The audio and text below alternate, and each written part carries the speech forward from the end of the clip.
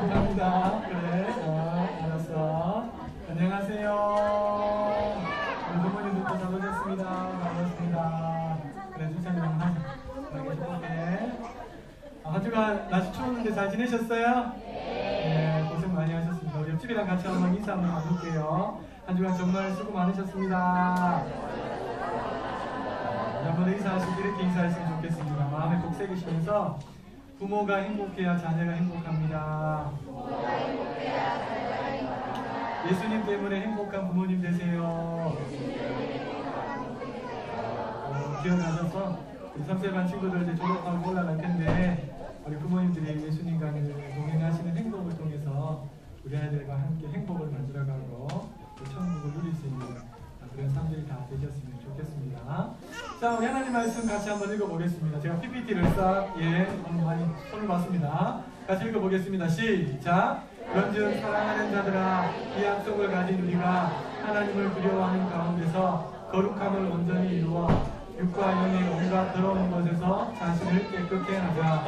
고린도후서 7장 1절 말씀. 아멘. 힘차게 박수 치면서 찬양 드릴게요.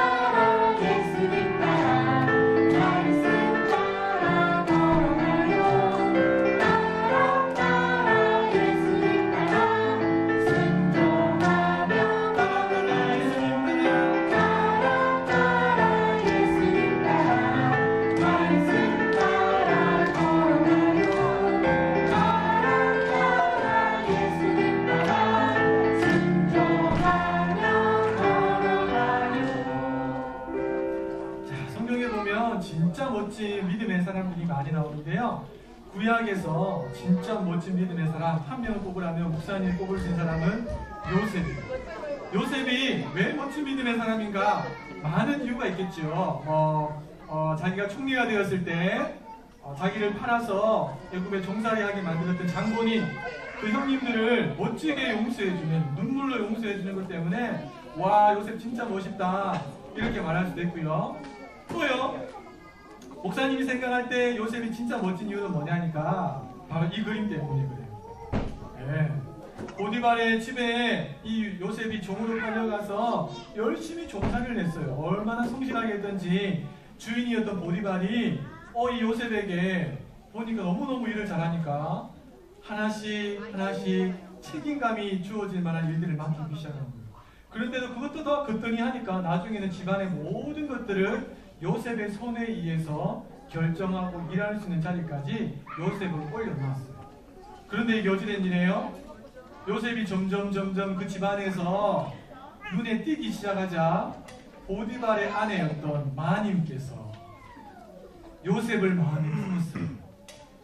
그리고 요셉하고 한 번씩 눈이 마주칠 때마다 윙크를 날리고 얼굴이 이렇게 쓱 지나갈 때마다 음흉한 미소를 지으면서 요셉에게 이상한 사인을 계속 보낸 거예요. 요셉도 사람이니까 왜 모르겠어요, 그쵸? 눈치는 채고 있었죠. 그런데 어느 날 요셉이 한참 일을 하는데 방을 쓸던 종도 사라지고 설거지하던 종도 사라지고 짐승을 부리던 종도 사라지고 집안의 종들이 하나씩 둘씩 안 보이기 시작하는 거예요. 근데 갑자기 전화가 걸려왔어요. 따르르르릉, 예, 요셉입니다. 나 사모야. 예, 마님, 빨리 내 방으로 와. 이렇게 해서 요셉이 이 마님 사모님 방에 들어간 거예요. 그때 이 사모님이 뭐라고 말했냐니까 이렇게 말했어요. 아무도 보는 이 없으니까 걱정하지 말고 오늘 나와 함께 사랑을 함께 나누자. 유혹을 한 거예요. 이때 요셉이 아싸! 기회다! 이렇게 하고 잡을 수도 있었어요. 왜냐하면 사모님하고 사랑을 나누면 사모님의 마음을 얻어서 비록 종으로 살고 있지만 더 많은 것을 누리고 더 많은 것을 자기 마음대로 할 수 있는 그런 위치까지 올라갈 수 있거든. 그렇지. 그런데요, 요셉은 이걸 기회로 생각하지 않았어요. 위기라고 생각했어요. 그리고 어떻게 했을까요? 옷을 뿌리치고 도망 나왔는데요. 어떻게 했냐? 한번 읽어볼까요? 발로 차 들어보셨어요? 이렇게 유혹을 발로 뿌리치면서 과감하게 그 방에서 뛰쳐나왔어요.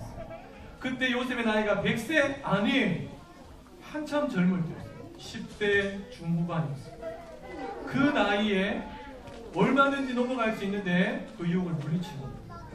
자, 그럼 요셉이 어떻게 이 큰 유혹을 물리칠 수 있었을까?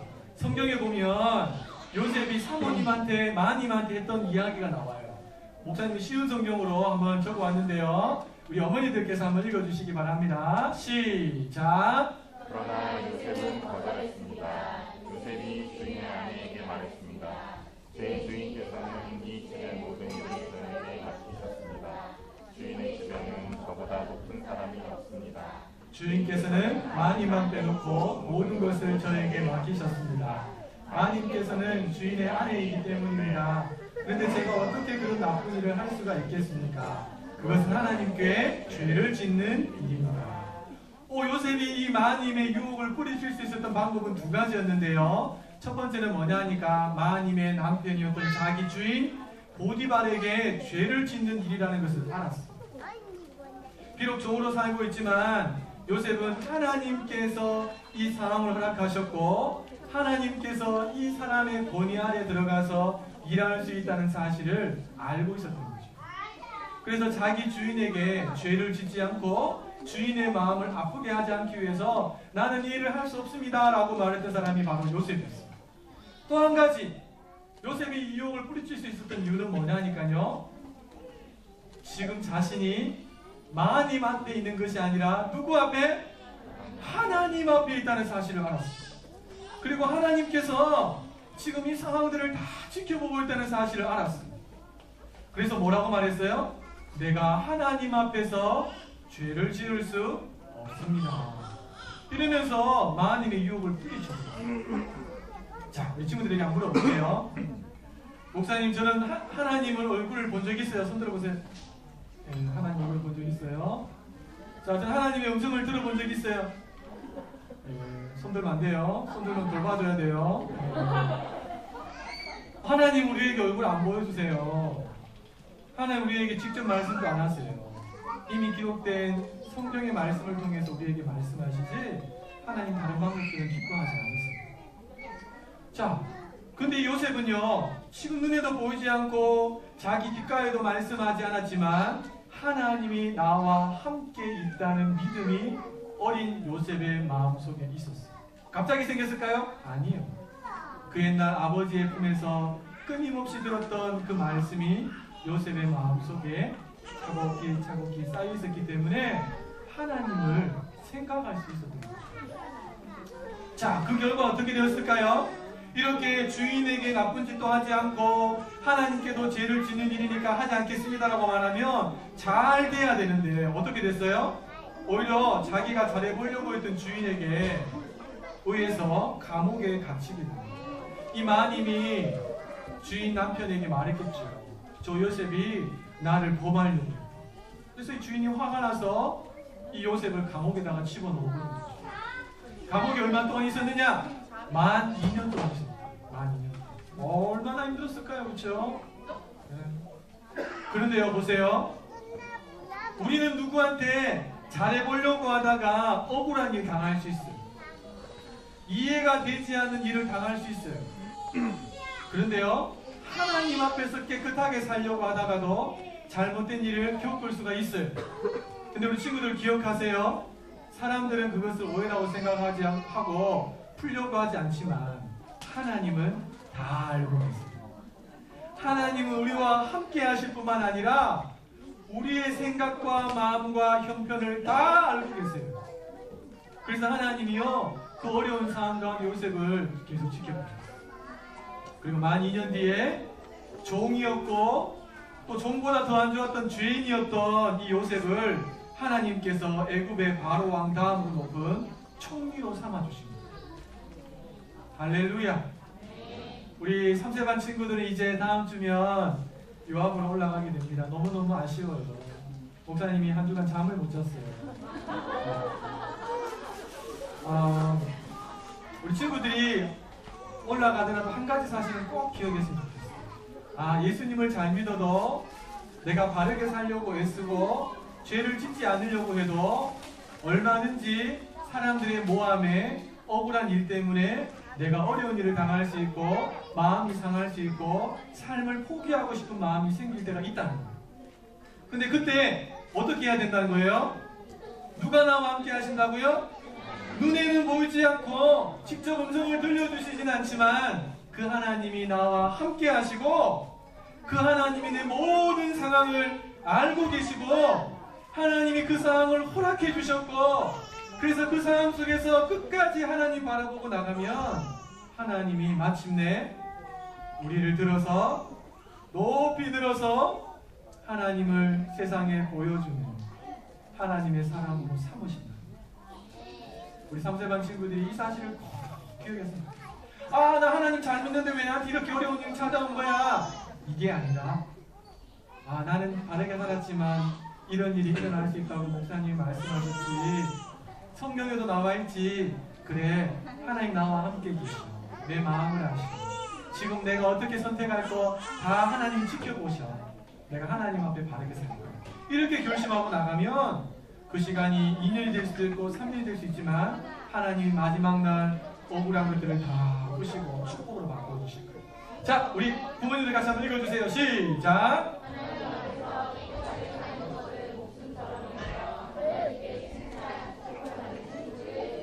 그런 요셉과 같은 친구들 되시기를 예수님의 이름으로 축복합니다. 예수님의 이름으로 축복합니다. 자, 우리 부모님들과 함께 나누겠습니다. 두 가지 자녀 양육 스타일이 있습니다. 첫 번째는요, 자녀 중심적인 스타일입니다.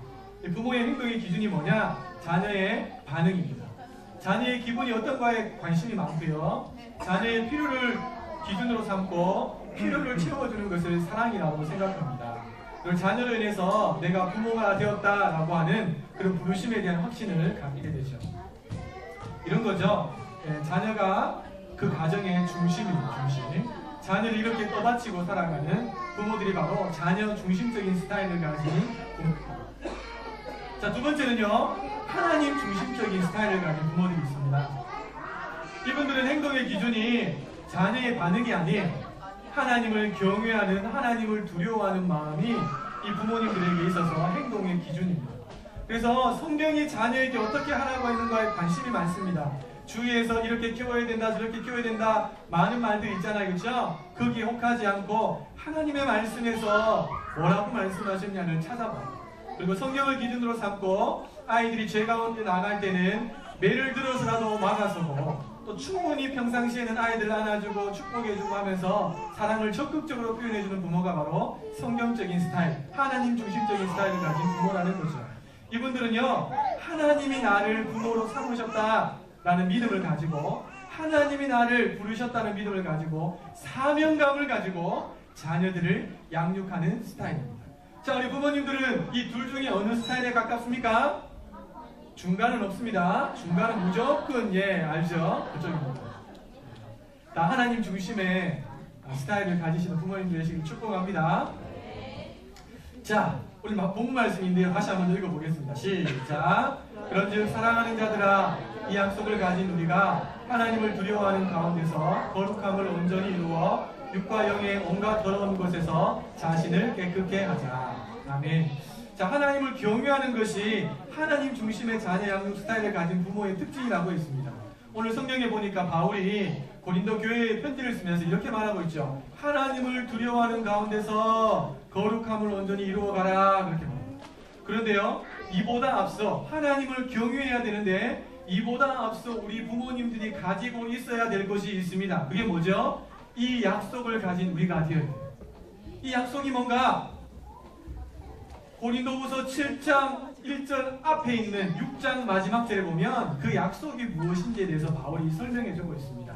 자, 같이 한번 읽어보겠습니다. 시작. 내가 너희를 영접하여 너희에게 아버지가 되고 너희는 내게 자녀가 되리라. 아멘. 이 말은 바울이 고린도 교회 성도들 향해서 한 말이 아니에요. 하나님께서 이스라엘 백성들을 대해서 하신 말씀이에요. 하나님이 직접 뭐라고 말씀하신 거예요? 우리 아버지가 되시고 우리는 하나님의 자녀가 된다라고 하나님께서 말씀해 주신 거예요. 그래서 이 약속의 말씀을 붙잡는 믿음, 이 믿음을 가지는 것이 중요합니다. 자, 정리해 볼게요. 같이 읽어보겠습니다. 시작. 하나님께서 우리 아버지가 되셨습니다. 그러니 우리는 하나님을 두려워하는 가운데서 거룩함을 온전히 이루어 가야 합니다. 어떻게 내가 하나님을 두려워하는 그 마음을 가지고 거룩함을 온전히 이루어갈 수 있을까? 그 뿌리는 어디 있는가? 그럼 기억하십시오. 하나님이 우리 아버지가 되신다는 약속을 믿는 믿음입니다. 저는 우리 아버지들에게 좀 부탁하고 싶습니다. 여러분의 자녀들이 여러분을 대할 때 우리 아버지 나 너무너무 사랑하시는 분이야, 이 마음을 반드시 심어주셔야 되고요.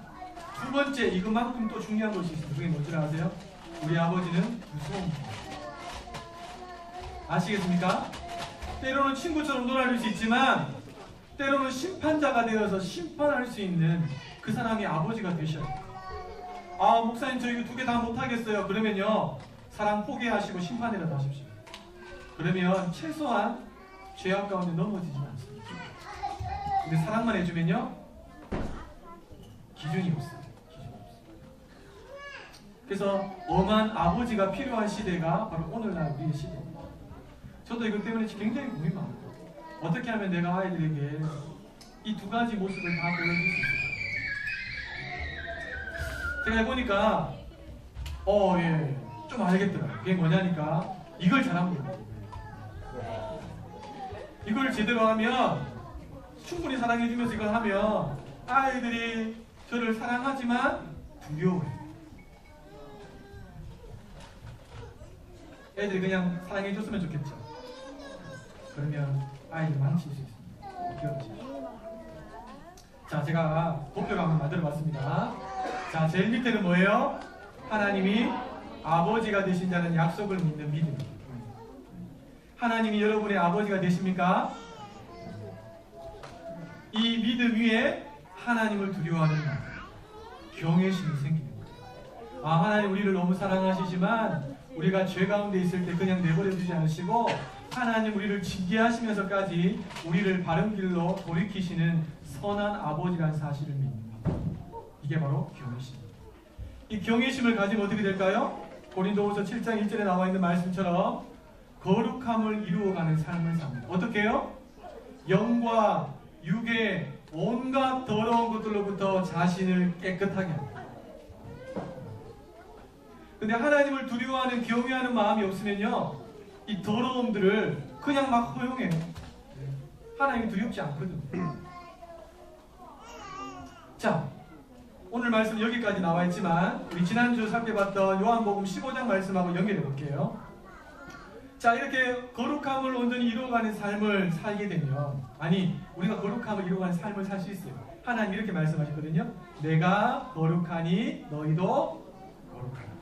그러니까 우리가 거룩한 존재가 될 수 있어요. 제 가운데 태어났지만 하나님의 말씀 안에서 예수 그리스도를 통해서 우리가 거룩함을 이루어갈 수 있어요. 자, 이렇게 거룩함을 이루어가게 되면 하나님께서 왜 우리에게 거룩함을 요구하셨는지 그 비결이 나오는데요.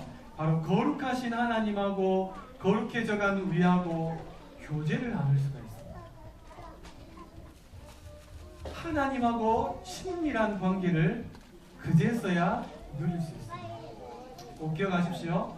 내 안에 죄가 남아있고 악한 마음이 남아있고 시기하는 마음이 남아있고 용서하지 못하는 마음이 남아있고, 그런 상황에서 하나님과 친밀한 관계에 절대로 누리지 못합니다. 예수 그리스도 안에서 날마다 나 자신을 돌아보고 온갖 더러워지는 영과 육으로부터 나를 깨끗하게 하는 그 삶이 이어지게 되면 하나님하고 친밀한 교제를 그제서야 누릴 수 있습니다. 다른 말로 하면 예수님께 딱 붙어. 여러분 제가 왜 이 말씀을 드리냐면요. 여러분 자녀 양육의 핵심이 뭔지 아세요? 아이들에게 하나님 말씀 그냥 많이 가르쳐주고 내 할 바 다 했다. 그게 아니에요. 미안합니다. 그게 아니에요. 자녀 양육의 핵심은 삶으로 보여주는 거예요. 내가 하나님의 말씀을 부지런히 가르치는 것은 기본으로 깔려야 돼요. 그런데 내 삶이 그렇게 받쳐주지 않잖아요? 그러면 아이들이 알아요. 거짓이에요. 아이들이 압니다. 아, 우리 엄마는 교회에 다니지만 하나님 믿는 척하는 사람이구나. 아, 우리 엄마는 진짜 하나님을 두려워하시는 분이구나. 아, 우리 엄마는 매일매일 하나님하고 동행하기를 기뻐하시는 분이시구나. 애들이 압니다. 그리고 그 삶이 받쳐준다면 여러분이 전했던 그 메시지, 하나님의 말씀이 아이들의 심령 안에서 살아 움직입니다. 그래서 자녀 양육의 핵심은 뭐냐 하면 부모가 하나님하고 동행하느냐 동행하지 않느냐. 어디가 참 무겁습니다. 그렇죠? 이번 주간에 책을 한번 읽었는데 거기에 보면 이런 내용이 나와있어요. 어린 자녀에게 있어서 부모는 절대적인 존재입니다. 그 어린 자녀에게 미치는 영향력도 절대적이에요. 하나님이 여러분을 이 아이의 부모로 부르셨고 그 절대적인 영향을 미치게 하려고 여러분을 세워주셨습니다. 입술에 말로만이 아니라 여러분 삶의 현장에서 진짜 하나님을 두려워하는 마음을 가지고 죄를 멀리하는 삶을 보여주심으로 우리 아이들에게 하나님과 동행할 수 있는 길이 무엇인지 보여주고 인도해 줄 수 있는 부모님들 되시기를 축복합니다. 자, 우리 같이 한번 읽어보겠습니다. 시작! 자녀로 하여금 하나님과 동행할 수 있도록 도와주는 것입니다. 계속 읽겠습니다. 결국에는 자녀들도 하나님을 아버지로 믿는 믿음에 있어서 하나님을 경외하고 거룩함을 이루어가고 열매 맺는 삶이 되도록 이끌어주는 것입니다. 그러면 요셉처럼 어떤 절망적인 상황 속에서도 말씀 붙잡고 하나님 바라보고 희망을 가지고 살게 됩니다. 여러분 맨 밑에 나와 있는 그림이 어떤 그림인지 아시겠어요? 요셉이 보디발의 집에 팔려가서 제일 밑바닥의 종으로 걸레에다가 물을 적셔서 바닥을 닦고 있는 그림입니다. 억울한 마음 때문에 종살이 할 수 있겠습니까? 못해요. 그런데 최선을 다해서 자기에게 맡겨진 역할을 감당했던 사람이 요셉이었어요. 그게 주인의 눈에 들어와서 또 다른 무거운 역할을 맡게 되고 또 맡게 되다가 나중에는요 그 집안의 모든 일들, 보디발이 자기의 아내를 제외하고는 가정의 모든 일들을 요셉에게 일임할 만큼 요셉은 하나님 앞에서 그렇게 살아가는 사람이었습니다. 뿐만 아니죠. 그가 나름 착하게 해보려고 하다가 누명을 쓰고 감옥에 갑니다.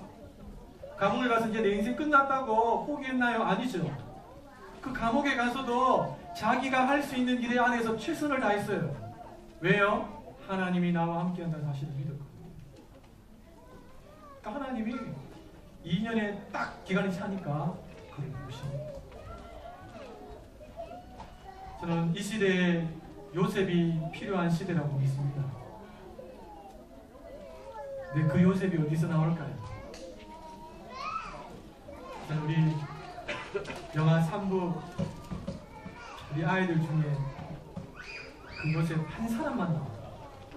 온 민족을 구원하는 하나님의 큰 역사를 이루어가게 될 줄로 믿습니다.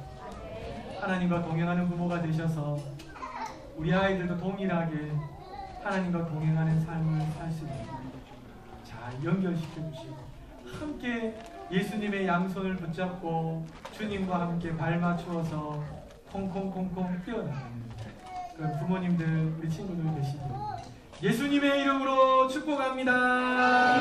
예수님의 이름으로 축복합니다. 우리 축복성 같이 부르겠습니다.